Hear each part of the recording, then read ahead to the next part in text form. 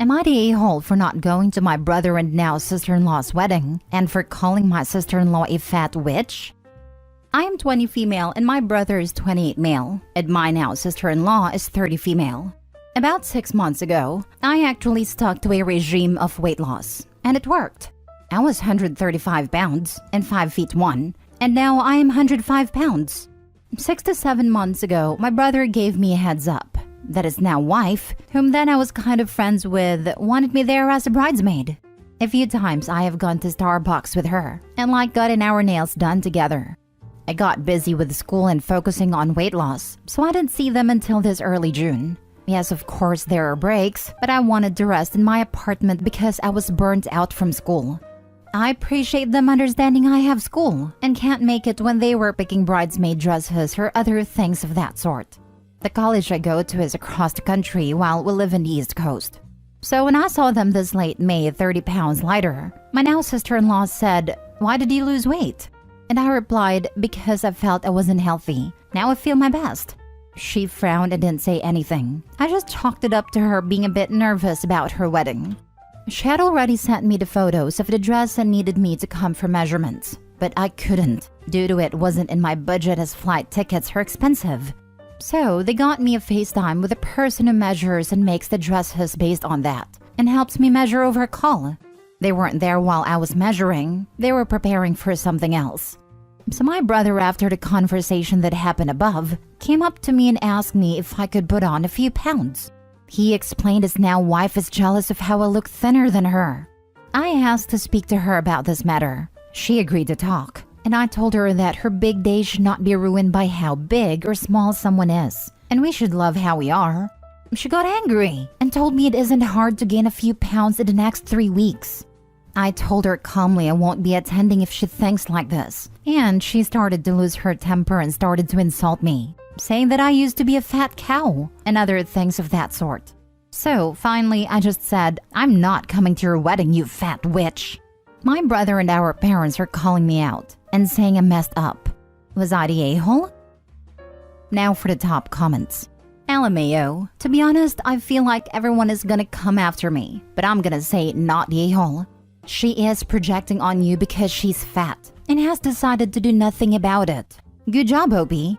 I never complain when I see a heavier person taking up gym equipment because I understand how it can be daunting to start your journey to being healthy. The fact your family is calling you an a-hole and your brother is trying to force you to gain weight is pretty dumb. Forcing yourself to gain weight to please others is an eating disorder in itself. I'm pretty skinny, and my ex told me I needed to gain weight because he liked thick girls, or he was done with me. I developed an eating disorder for a few years, until I was finally happy with my thin self. Screw them. Being overweight is not healthy. And your sister-in-law sounds extremely insecure if she's jealous of her own fiancé's sister. I probably wouldn't go to her wedding, but it's up to you if you care to please your family and still remain close to them. Is she even fat? Opie was 130 pounds and 5'1", became 105 pounds and is now smaller than sister-in-law. So it's implied at 130 pounds, she wasn't smaller than sister-in-law. Both of those are healthy weights, so sister-in-law is probably also a healthy weight, just bigger than Opie, who is now 105 pounds, which makes this whole thing even wilder in my opinion. Sister-in-law is way out of line. Not a-hole, Opie. Not a-hole. Telling someone to gain weight for their own vanity is one of the most narcissistic things I've read on this forum. I would have called her worse names. Saying I messed up. Not to me. It sounds like you just avoided an expensive airline ticket. People like her don't deserve a place in your life. Make her apologize for her comment and her demand. She also gave back what she got from sister-in-law. Sister-in-law can dish it, but can't take it. Opie's not a-hole and awesome. Next story. Am I the a-hole for breaking my sister's engagement? My male 37, sister female 29 recently got engaged to the love of her life we'll call Derek, male 34. They've been dating for about a year and a half, and we the family have gotten to know Derek since the beginning of this year. We all love Derek, especially my dad and I. We watch F1 every weekend together with the rest of our friends. The engagement was announced about 3 weeks ago. We were all obviously excited. 2 weeks ago at the last GP I was talking to Derek, and at some point, the reason I might be an a-hole, my mind slipped. And I said something along the lines of, "It's great you found someone you love so much you would abandon having children." Sadly, my sister had to fight a battle with ovarian cancer when she was 16 to 17, which resulted in the surgical removal of her ovaries and, from what I understand, part of her uterus. Now, I didn't think much about my comment, but turns out she never discussed this with him. It was like it dropped a nuclear bomb of information. He said now it made sense why she always avoided discussions about children. Well, needless to say, the engagement broke, and they have now separated. And in the eyes of my sister and mother, I'm the a-hole who separated my sister from the love of her life. Everyone sucks here. Obviously, your sister shouldn't have lied and should be honest with him. So it's her fault the engagement ended. But also, what a horrible thing to say to someone. Like not having children is some huge burden, and that your sister needed to do more to justify him marrying her because of her ovarian cancer. My issue is, even though she can't physically have kids, there are other ways to have a family, like surrogacy or adoption. It's a dumb and unkind comment. Everyone sucks here. If you don't have thousands of dollars, you aren't doing any of those. That would be a completely different conversation than just, do you want kids? Everyone sucks here. I think your phrasing, abandon having children, was unnecessarily cruel, even if Derek had known about her sister's fertility issues. Additionally, it's also best to avoid talking about people's choices surrounding family planning, as that's private discussion that they should be having amongst themselves, unless they bring it up first. However, and in the eyes of my sister and mother, I'm the a-hole who separated my sister from the love of her life. Your sister brought this upon herself. Fertility issues can be a hurdle in so many relationships, but that's something that should have been discussed way earlier than into an engagement. Perhaps if he had known previously, they could have worked out a plan to have children in some other capacity, adoption, IVF, and surrogacy, etc. Quite frankly, Derek would have found out eventually about her lie after they were married, and divorce would have been worse. I mean, I can't have children, and that's something I told my now boyfriend in the 30 minutes of talking to him. That's important for many people, and you have to let them know, right? Not a-hole. This situation is fairly unbelievable. It is absolutely not okay to agree to marry somebody while hiding the fact that you can't have kids.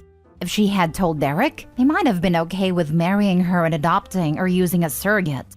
The reason their relationship ended isn't because she can't have kids. It's because she didn't tell him that, and now he can't trust her. Next story. Am I the a-hole for not wanting my girlfriend to repay her school loans to her parents?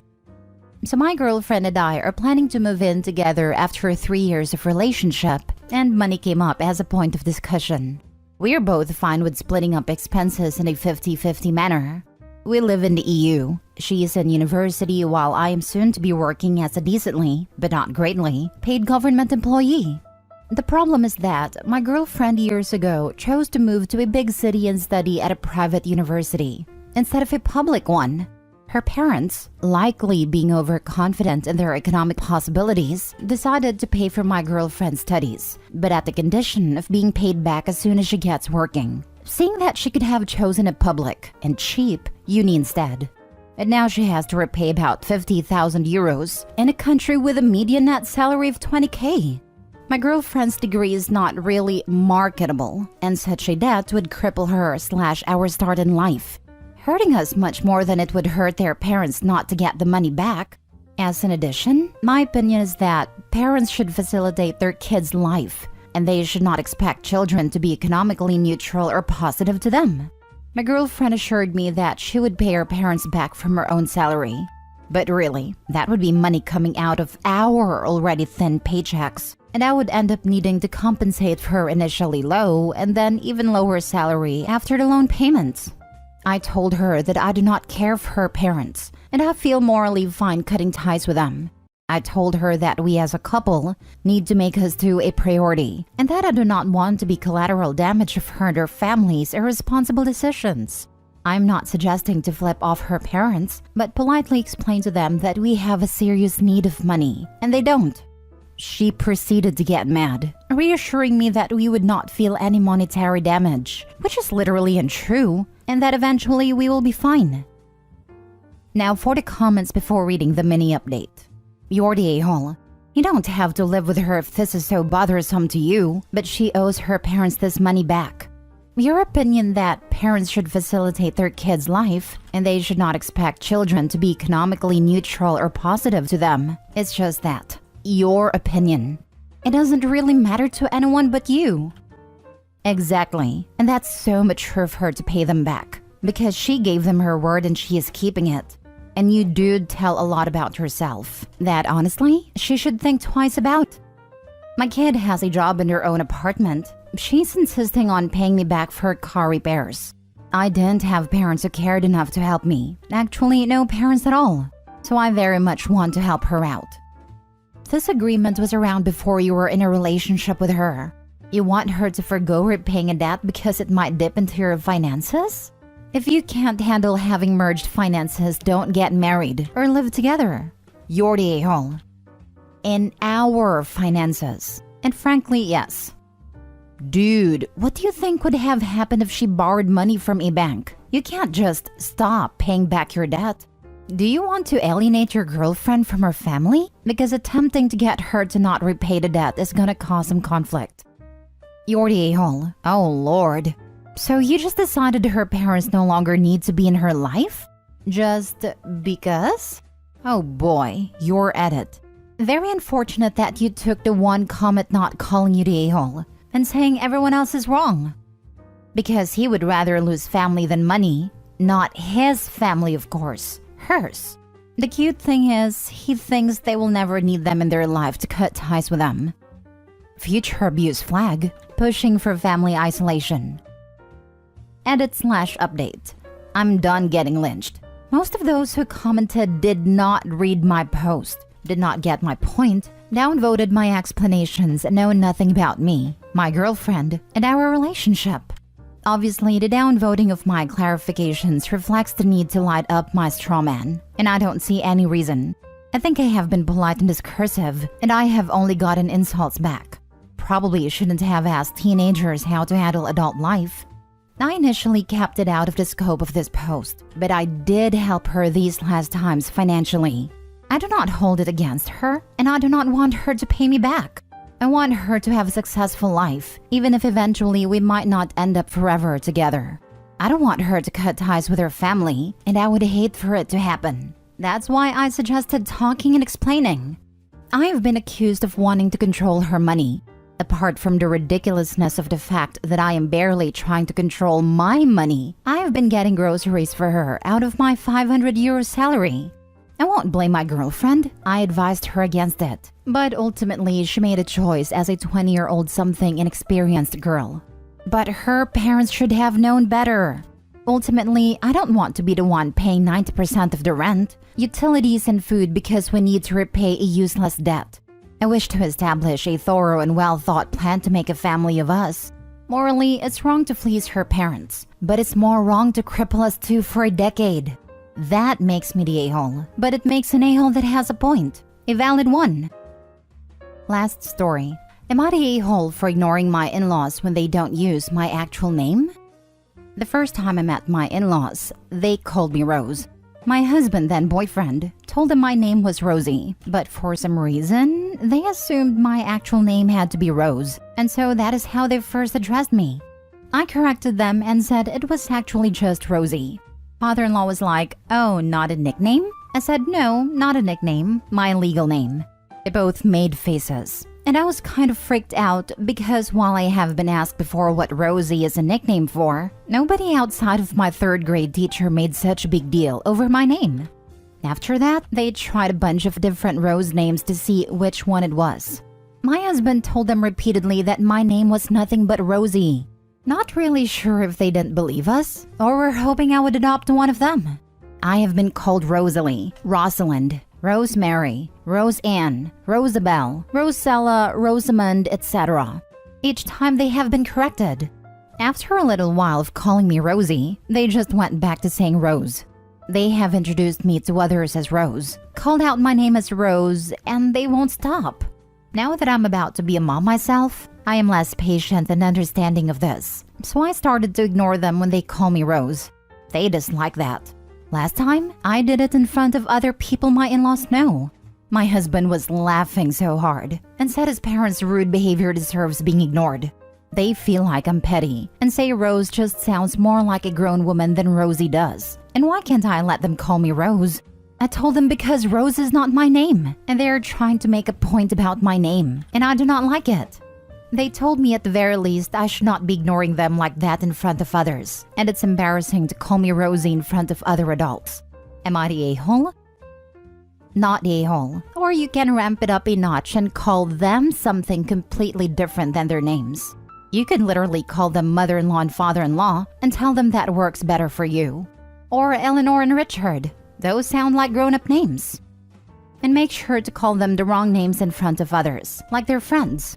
I have a feeling they will feel embarrassed and disrespected, though from the sounds of it, I don't know if they will truly get the point. May get them to make the change, then call you the right name anyway, though just to stop you. Nah, they will go straight with offended. More so when she points out that this is the exact thing they do to her. Boomers really don't like the taste of their hypocrisy. Not a-hole. They are super disrespectful. I'd name my kid something like Jenny or Billy instead of formal versions, just to tick them off. Our son will actually be Dex, not Dexter, or any similar formal name, so we know there is going to be some unhappiness there. I once had a high school teacher call on me using my sister's name. I knew he was talking to me, but I ignored him. He asked why I wasn't answering, and I said, well, that's not my name. If you want my sister, she's in Kansas attending college. If you want me to answer, I respond to Little Red. He didn't appreciate being called out in front of the class, but the teacher never called me by sister's name again. Not the a-hole. If they don't want to get ignored, then they simply need to call you by your correct name. That is your name, so they shouldn't be embarrassed. And if they introduced you properly to people, then they wouldn't feel embarrassed to call you by your real name. You aren't the one being petty. They are for refusing to use your name. I'm glad that your husband can see the humor in this and has been repeatedly telling them to use your real name instead of telling you to go with the flow to keep the peace. He told me their faces were priceless a couple of times when I have pretended they were not talking to or about me. Mostly I try not to look too over at them when they call me Rose. Defeats the purpose. Sometimes my husband will even chime in with, "Who is Rose?" or "I don't think there's a Rose here."